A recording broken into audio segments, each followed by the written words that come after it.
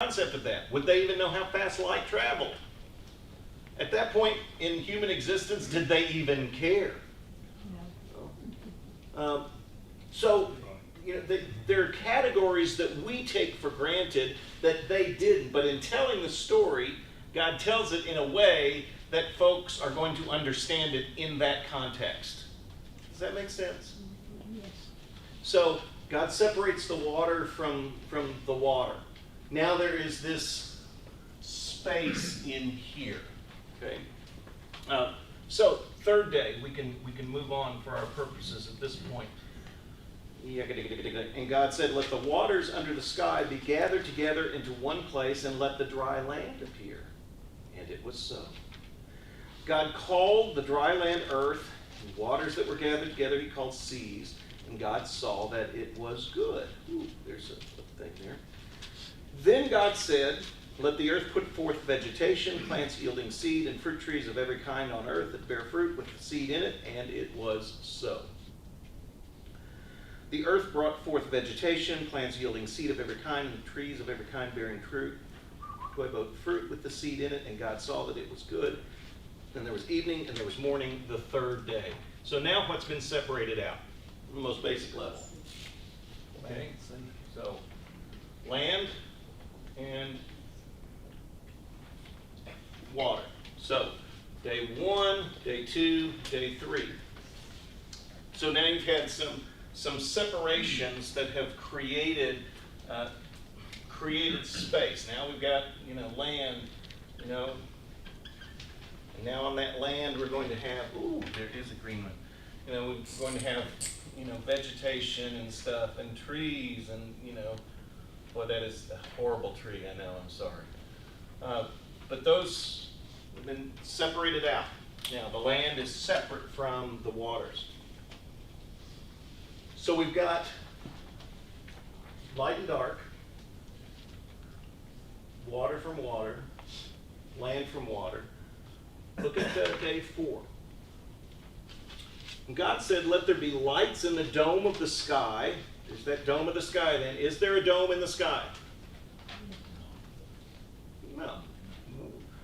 Because we read this a little bit differently. They, however, again, they're thinking, okay, there's just this dome above us. Yes, ma'am? And my Bible says expanse. Expanse And is that's all the, I've ever seen. Yeah, it's the same concept of there's just this their thought, which we would say no.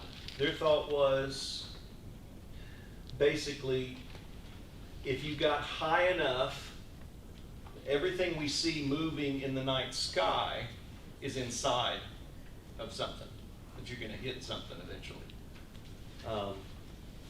And part of that, I would just say, this is not drawn to scale, even by ancient Near Eastern standards. Because we get here, they've got the let there be lights in the dome of the sky to give light upon the earth, and it was so. God made the 2 great lights, the greater light to rule the day, and that would be the sun, and the lesser light to rule the night, moon, and the stars. God set them in the dome of the sky to give light upon the earth, to rule over the day and over the night, and to separate the light from the darkness. And God saw that it was good, and there was evening and there was morning, the 4th day. So we've had this space created. Now, what do we put in it?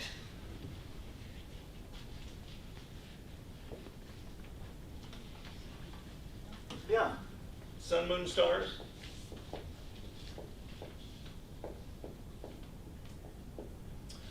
Here's the interesting thing. We'll just go ahead and jump to this. See, I think I have it in a line under your...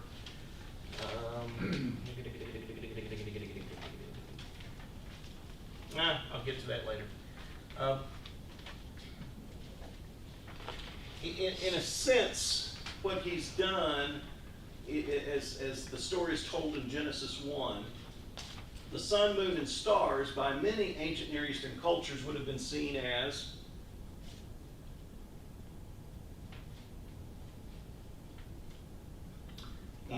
what's that? God. Sign. Gods, yes.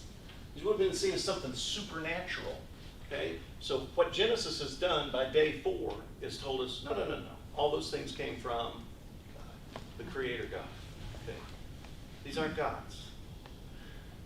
God created the space by separating light from dark. God is the one that has, in a sense, populated that space. I know we're going fast, but you can do it. You can hang in there. Verse 20, Genesis chapter 1. And God said, let the waters bring forth swarms of living creatures. Let birds fly above the earth across the dome of the sky.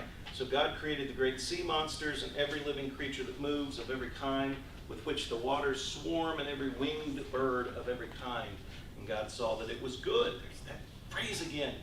God blessed them, saying, be fruitful and multiply and fill the waters in the seas, and let birds multiply in the earth, or on the earth, I'm sorry.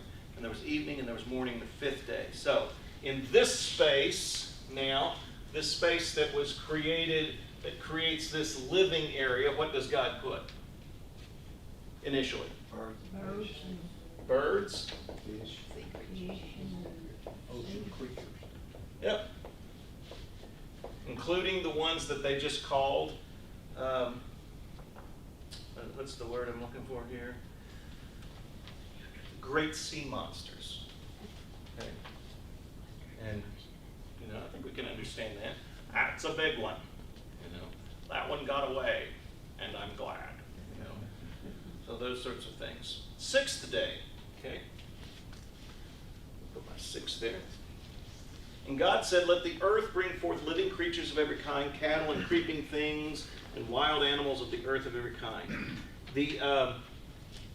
The Hebrew words that are used there, and I've never seen an English translation do this, and I think it's just because a lot of this terminology has become so ingrained in us, but basically when you're talking about cattle and creeping things and wild animals, you're making differentiation between domesticated and non-domesticated animals. And basically cattle and creeping things, cattle and creeping things, I know that word creeping thing sounds kind of creepy, but that's actually kind of Hebrew word more for something that, we can kind of control. Wild animals, key word is wild. There we go. Okay.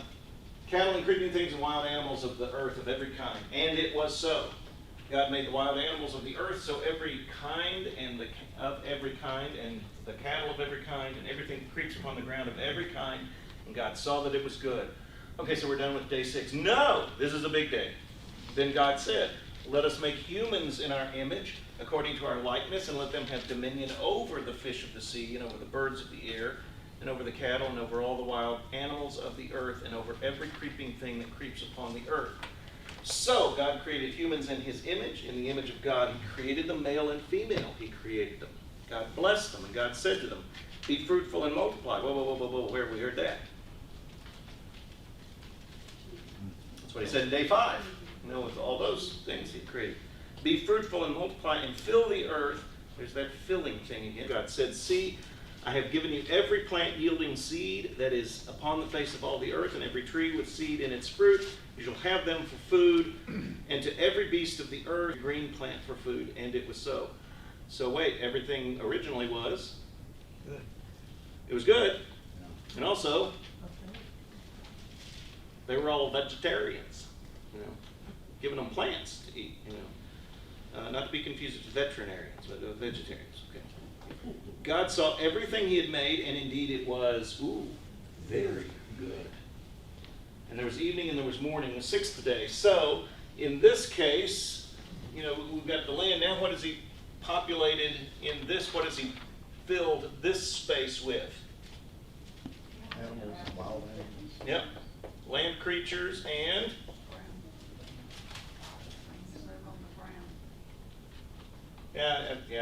Kathy, I'm kind of throwing it all in the category land creatures, and what else? So people. So 1, 2, 3, 4, 5, 6. 1, 2, 3, creating space. 4, 5, 6, filling that space. And at every point says, this is good. This is good. And you notice, the idea of good appears fairly early on, but it is boom, boom, boom. Every one of these, it's like, now that I've filled that space, it's good. Now that I've filled this space, it's good. Now that I've filled this space, it's good. In fact, now that I've filled all the spaces, it is very good. Okay? So, that's just a little tour. I know we could teach an entire semester on that, but I just want to make a point. I've been fishing for 79 years. I have Not yet- caught anything? I have yet to rule over the fish. There you go. It's apparently aspirational, not operational. There you It go. would be very good. Yeah, that's right. Then it would be very good. That's right. Here's one of the things about this. First of all, you know, in talking about God using their categories to communicate to them, would it have worked for God to have spoken in terms of quantum mechanics, or in terms of light years, or even in terms of modern chemical elements? No. You know, why would that not have communicated to them? I didn't speak that would have worked. I wouldn't have. Yeah, they wouldn't have understood. You know. I think it's helpful for us too. Well, yeah, you know, probably so. Probably so. Using the cosmology, go, well, why didn't God just correct them? Would the correction have made sense to them? I mean, how could he have said, hey, I know everybody thinks that, but let's talk about a vast expanding universe. You know, mind's blown. And they would have been focused on that instead of what I think in an ancient Near Eastern context, this is to try to get these folks to see. Because he's not making, and please don't think this is a cop-out, I don't think Genesis 1, what we call Genesis 1, would ever have been intended to be a scientific treatise. It was always intended to be a theological treatise. That is, it's telling us something about God. And in their setting, because there are parallel sorts of things, which, you know, I hope that doesn't, you know, make you nervous, that people have pointed out for centuries now, well, you know, this Genesis story, that should share some things in common with some stuff the Babylonians wrote, some stuff the Sumerians wrote, and even some things the Egyptians wrote. Yes, but, we'll get to that in just a second, but God uses the terminology and the cosmology and the ideas of the time to communicate something about himself. And I'm going to say something that I don't want to pull over and park and spend forever arguing this, but I think there is an excellent case to be made that someone, even if they were not a Hebrew person and they heard this story in the ancient Near East, they would go, oh, I know exactly what's going on here. This God is building himself a temple. This God is building himself a place for him to reside. So, this is told in a way that would be understood by them, told in a way that would sound familiar to them. It was told to communicate something about God. You have the little phrases there, let there be whatever it is, and then, and it was so. Probably should have put, and it was so on your sheet too. Let there be this, and it was so. Very clearly communicates that God is, what would you say that communicates about God? He is more even than Superman or Captain America or Creator. I will take the potent part of omni. He's powerful. Okay? He's able to say stuff and it happens. So one of the first things that's communicated here about God, and just by these recurring phrases, this is a God of power. He speaks and it's so. It also says, you've got this recurring phrase, there was evening, there was morning. This is a God who is I'd love to keep a P with it, so I'll come up with one. This is a God who has a plan. But really what I'm hoping you hear in that, this is a God who does things in an orderly way. And you say, well, what does that matter? We'll get to that in just a second. But it's communicating this God that we're going to be talking about, because remember, Genesis 1 is which chapter of the Bible? The first, okay? So this God that we're going to be talking about, who is the source of everything we know and understand, he's a God of power, he's a God who proceeds with a plan, and then finally that he saw that it was good. Here's the deal. The word good, this particular Hebrew word, it's not a moral statement. Oh, it's very good, as opposed to being immoral. It's good. No. It's functioning correctly. It's working like it should. If you go out and you push the button and your lawnmower starts, it's good. If it doesn't, what is it? Bad, because it's not functioning. Okay, that's the word that's used here. So God looks around and says, okay, now that all this stuff is in here, this is functioning as it should. Now that all this is functioning as it should, wow, now everything is functioning as it should. So this is a God who works with power. He has a plan, and what he does has a purpose.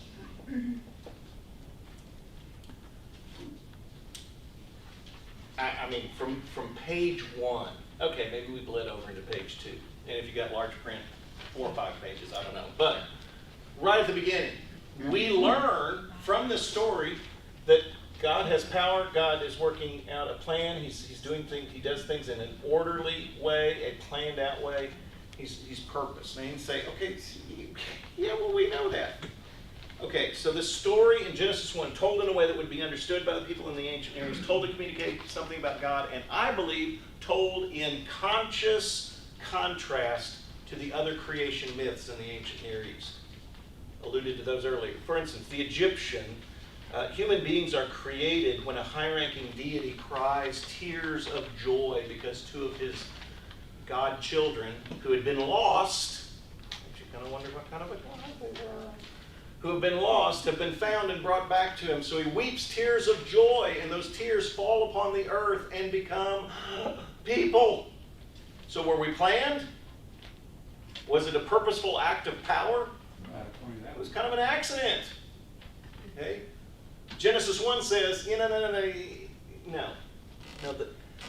The God who created the world, the universe, and people was a God who was acting out of power according to a plan. He had something in mind and for a purpose.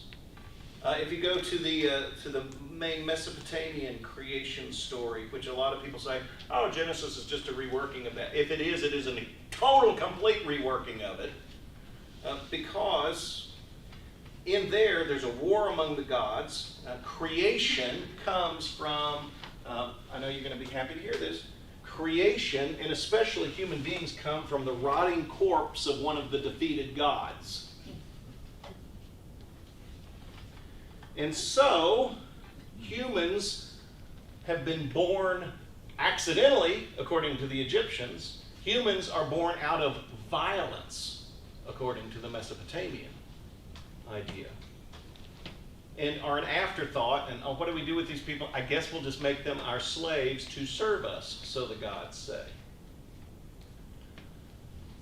Completely different idea in Genesis 1. God has powerfully worked out what he had in mind, and it has a purpose, and part of his purpose is, hey, human beings, I want you to, this idea, this word dominion kind of messes us up sometimes. Basically, God creates people. It's not an accident. They're not created to be slaves. They're created to be people who share that oversight of creation with him. He creates human beings to, in a sense, be his partners. Very different from the other options in the ancient Near East. Then, note Genesis 2, 1 through 3. Thus the heavens and the earth were finished in all their multitude. And on the 7th day, because see, we've got 6 days here. Where's our 7th day? What are we going to do with that? On the seventh day, it says, God finished the work that he had done, and he rested on the seventh day from all the work that he had done. So God blessed the seventh day and hallowed it, because on it God rested from all the work that he had done in creation. And who can blame him? He's got to be really tired, right? That's not what the word rest here means. It's not as in rest as in take a siesta because you're worn out. It's one thing that makes foreign languages or languages other than our own, one thing that makes them different is they got a different word for everything, except RSVP. But you've got a situation here where you've got the concept of the word that's used there is rest as in I am at home. I am where I'm supposed to be and things are as they should be. We almost capture that idea of rest when we talk about, the world is at rest. But it's not saying God was just so worn out, bless his heart, been a hard week, so he kind of took Saturday off. No. It's that now God is saying everything is as it should be. It is functioning as it should. Things are very good. I'm at rest. And then this notion of the day being hallowed there in verse 3. From the get-go, this day is described as hallowed. And when we say hallowed, what do we mean? What's that? Holy. It's almost equivalent to holy in the sense of there's something special about this day. There's something, this day is set apart.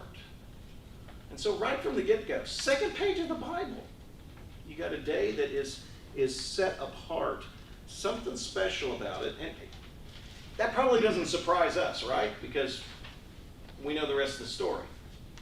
But that's on the second page of the Bible. If you hear the story, and the folks that went through and changed put the chapters and verses in, they did chapters first, and sometimes they did because really, Genesis chapter 1, this is not going to make any sense, but you're used to me by now. Genesis chapter 1 doesn't end until Genesis chapter 2, verse 3. Because you got the seventh day. It's telling the story of those 7 days is Genesis 1. But they made the chapter change where they did, they just did. They did not consult me. I've not been born yet. Notice a little bit later, after this day has been set apart, we now go into Genesis 2. Some people say, second creation. No. It's just drilling down on this idea of this relationship between God and people. And one of the things that you see happening is, before sin messes everything all up, there's this idea of God, we think he's out looking for them. In Genesis 3, out looking for the first couple, when it says he's walking in the garden, again, the verb tense there is like, this is not the first time either. This is something he regularly did, was spent time with them, hanging out with them in the garden that he had created for them to thrive in. Sin messes all that up. From that moment on, God is on a mission. This is a God who thinks things through and has purpose.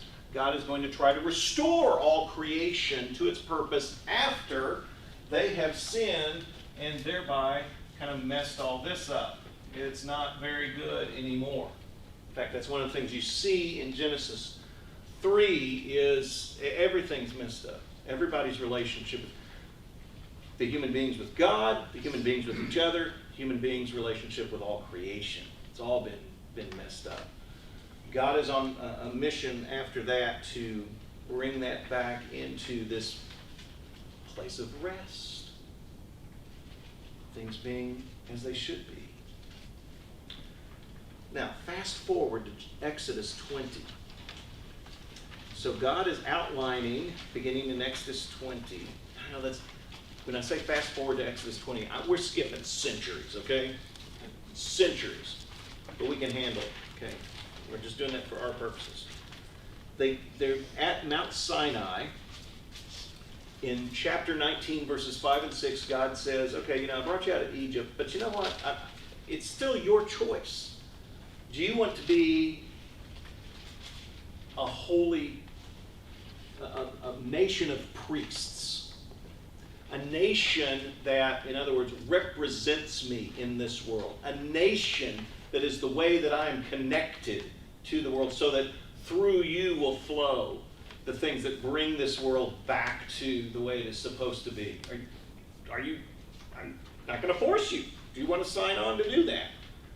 And they say they want to do that, and so beginning in chapter 20, God is going to say, okay, let me outline to you, since you've agreed to be my representatives, part of what that means. And of course, in Exodus 20, probably, what do we meet for the first time in Exodus chapter 20? This set of things we call the Ten Commandments.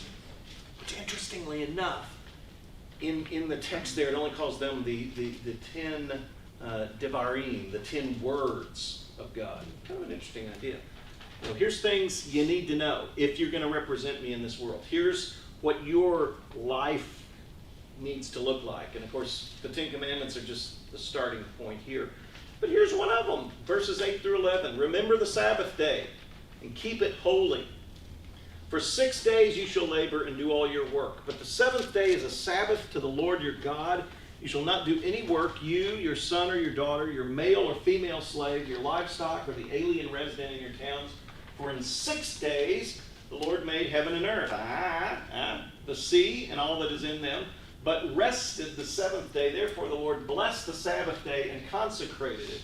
Okay, first thing is, if you hallow it, you're not supposed to do any work on that day. First of all, who in here gets a day off? No woman. Wow. Wow. You shall not do any work, you, your son or your daughter, your male or female slave, your livestock, or the alien resident in your town. Who gets a day off? Pretty much everybody. Yeah. And even your livestock. You know, I don't know if that means Lassie has to get her own food that day, you know. Or maybe Lassie won't just get, I don't know. Everyone gets the day off. But is it just a day off? See, that's what I think we kind of sometimes, if you're living in the ancient world, anywhere in the ancient world, if you take a day off, what do you risk not doing that day? Protecting yourself. Protecting yourself or eating. Yeah, most people, you know, the ancient world really was the 1% and the 99%. And most everyone was living day to day. You know, I am scrounging up what I need for today. By the way, what did Jesus say we should pray for? Our daily bread. Anyway, you hear that in the mindset of the ancient world and you go, well, I can't take a day off. So is this just a day off? What? To take a day off and think that you're actually going to make it and that your family's going to make it and all your household servants or slaves or whatever and Lassie and everyone, that they're all going to make it, you're acting on what? Faith. Acting on faith. You're acting on trust. But somehow, if I do this, God's going to take care of me. And again, while obviously there is 6 days you're going to work, but one day you're going to rest. Again, it's that idea. It's not just, although I think that is part of it, because if you work 7 days a week, 24/7, 365, what are you going to get after a while? Tired, really tired. And you're probably not going to be much fun to be around. Let's go there. So, I mean, there is an element from a human standpoint. We are finite. You're going to get tired. You need the rest in the sense of, I need to rest and recuperate. God builds that in. That's part of how human beings function. But more than that, it also leads us to think about that other rest of, this is a day in which I have a chance to just be with people. It's a chance for there to be a day in which I'm not defined as a human doing, but defined as a human being. Being with God, being with my family, being even with the alien. Even the alien gets a day off. And that doesn't mean, little green men, but, the people that don't share the same DNA with you. And that we just get to be together and just be.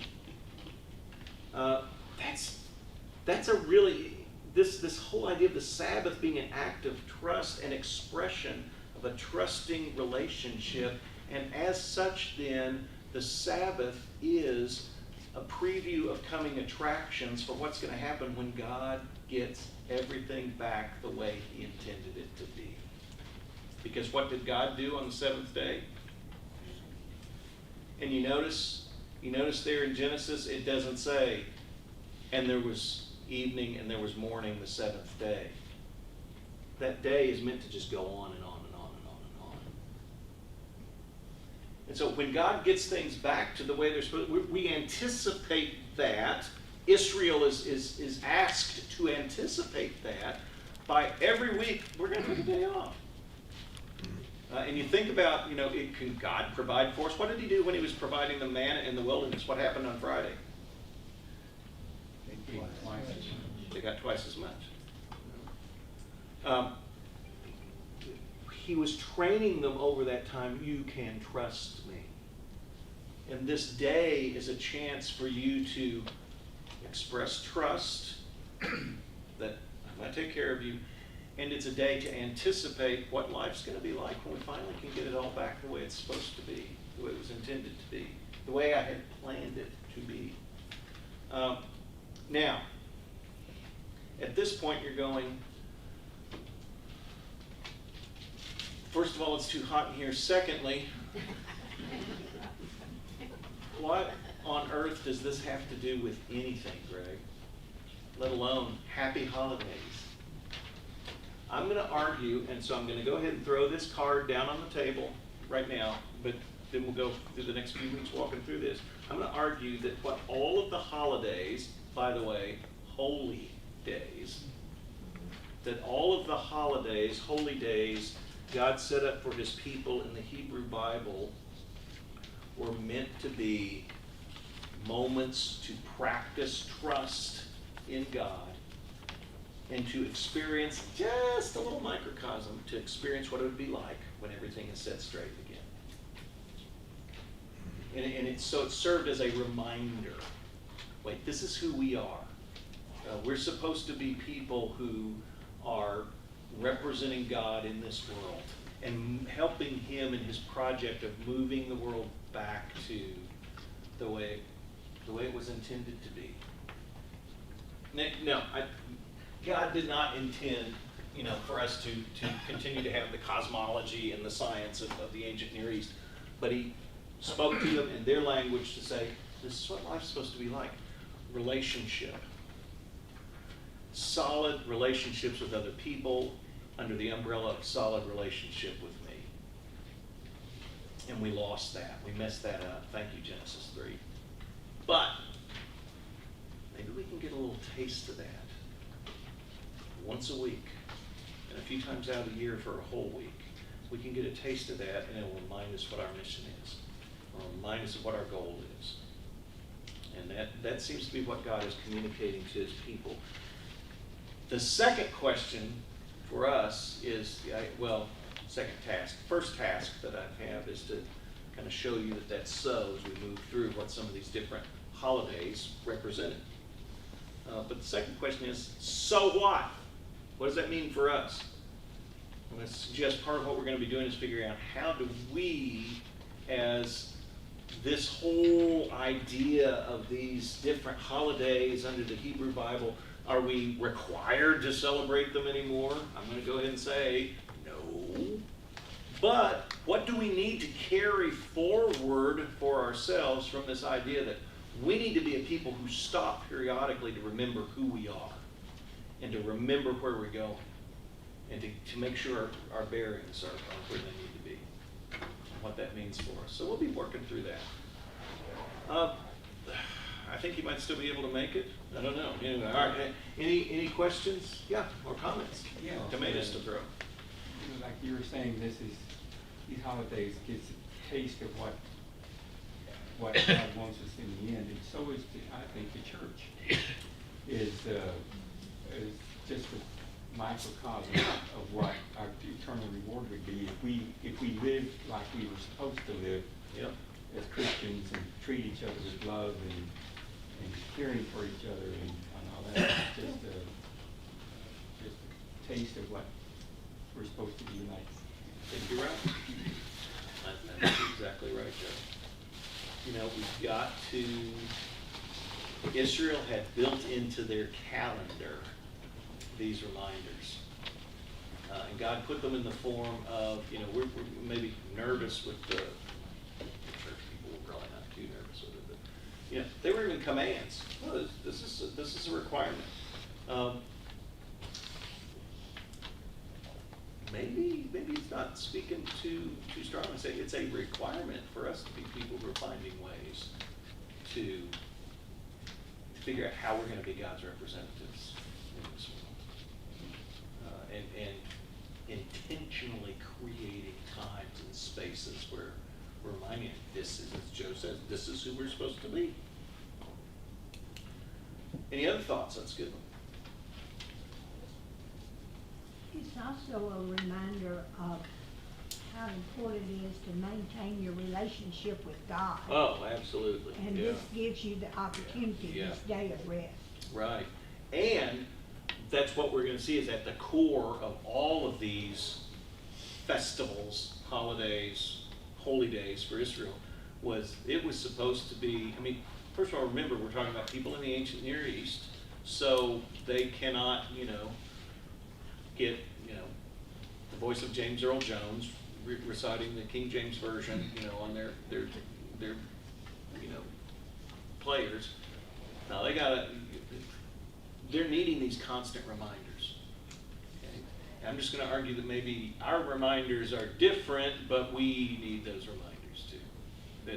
That those things where we are intentionally saying, this is about maintaining and deepening my relationship with God. Good. All right.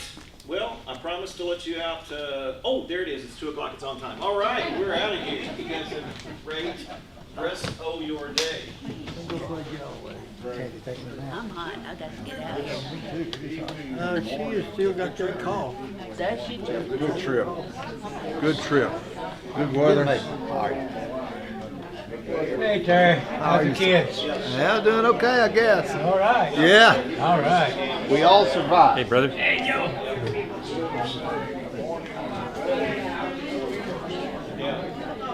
Yeah, it's just a different way of saying. Yeah, they were